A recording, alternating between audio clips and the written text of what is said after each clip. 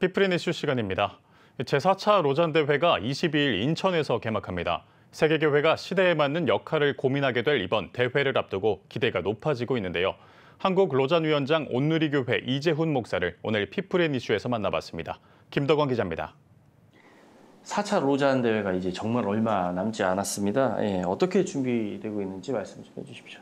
5천여 명의 참가자들 마무리 참가 준비인데 이제 비자 발급 문제를 마무리하는 중에 있고, 또 무대 세팅이라든지 또 대기간 동안에 중보기도회가 매일 열립니다. 또 자원봉사자들 한 1,500명 정도의 자원봉사자들의 배치와 훈련, 이런 막바지 준비 중에 있습니다.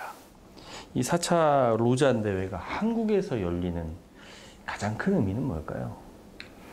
세계 기독교 역사의 이제 분기점이라고 할 수 있는 시기입니다.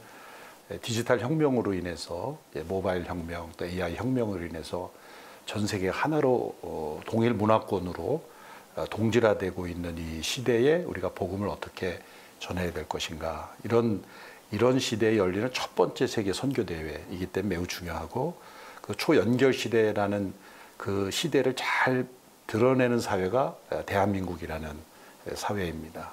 또 한 가지는 과거에 글로벌 노스와 웨스트에서 글로벌 사우스와 웨스트로 기독교의 중심축이 변화되고 있는데, 이 글로벌 사우스와 이스트의 핵심에 있는 나라가 대한민국입니다. 그래서 4차 대회는 이런 세계 기독교의 중심축이 옮긴 것을 가장 잘 보여주는 대회가 될 것이다 라는 면에서 그 중요성이 있습니다.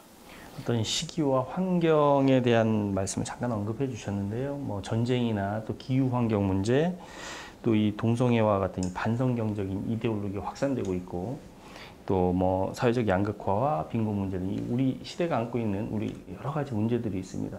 이번 로잔 대회에서 이러한 어떤 세계적인 글로벌 문제들에 대한 어떤 이슈들을 다룰 수 있을까요? 네, 로잔 운동 기본적으로 이제 세계 모든 문제를 다 책임지겠다고 또 관여하는 대회는 아닙니다. 초점은 세계 복음화라는 지상 명령에 우리가 어떻게 순종하고 있는가에 초점을 두면서 기타 문제를 다룹니다. 그래서 WCC나 다른 대회와 같이 사회 이슈를 메인 의제로 놓고 토론하는 대회가 아닌, 사도행전과 선교 신학적 이슈를 놓고 대화하는 대회라는 면에서 그렇게 많은 주제와 폭넓은 그런 주제는 아니지만, 이제는 로잔 운동에서 이런 사회적 성과 동성애에 대해서 성경적인 분명한 입장을 선언해야 되고, 또 그러한 합의가 도출되고 선언문에 담길 것으로 저는 예상하고 있습니다. 예, 이 국내 복음주의권 내에서도 사실 이번 이 4차 로잔에 대한 우려의 목소리를 좀 내고 있습니다. 그 이유가 뭔지, 그 이유에 대해서 어떻게 생각하시는지 궁금하고요. 또 이번 로잔 대회 이후에는 어떻게 이런 어떤 우려와 이런 고민들이 좀 불식될 수 있을지 궁금합니다. 예. 저는 그 우려의 목소리를 두 가지로 구분해서 볼 수 있다고 생각하는데, 정말 복음주의 운동이, 로잔 운동이 잘 이끌어가기를 바라는 차원의 우려하는 분들도 계시고, 또 한 부류는 근거 없는 정보나 또 잘못된 관점에서 막무가내식으로 반대하는 그런 흐름도 있다고 봅니다. 후자는 사실 선동에 가깝고, 전자는 우리가 함께 머리를 맞대고 고민해야 될 우려의 흐름이라고 볼 수가 있습니다. 사실 로잔 운동 1차 대회가 시작되는 것 출발 자체가 상당히 많은 논란과 우려가 있었던 대회입니다. 보시다시피 빌리 그레함이라는 미국의 대중 전도자와 영국의 존 스토트라는 분은 컬러가 완전히 다른 분입니다. 일하는 스타일이나 방식, 또 살아온 궤적이나 또 추구하는 방향도 많은 면에서 다릅니다. 그런데 이 서로 다른 색채를 가진 두 분이 하나 됐을 때 그 이면에 있었던 많은 분들이 서로가 서로에 대해서 우려했죠. 그러니까 로잔 운동 내에 여러 가지 보이스를 다양하게 내는 것을 우리는 다 포용하면서 함께 복음 안에서 그런 자유로운 토론과 또 강조점을 제시하는 것은 다 환영하는 것입니다. 그것이 2차, 3차도 마찬가지입니다. 그러나 근거 없이, 예를 들어서 로잔 운동이 종교통합운동이라든지 뭐 신사도 운동이라든지 또 근거 없는 뭐 그런 운동이라고 치부하면서 단편적으로 비판하는 것은 저는 선동에 가까운 매우 잘못된 행태다 이렇게 생각을 합니다.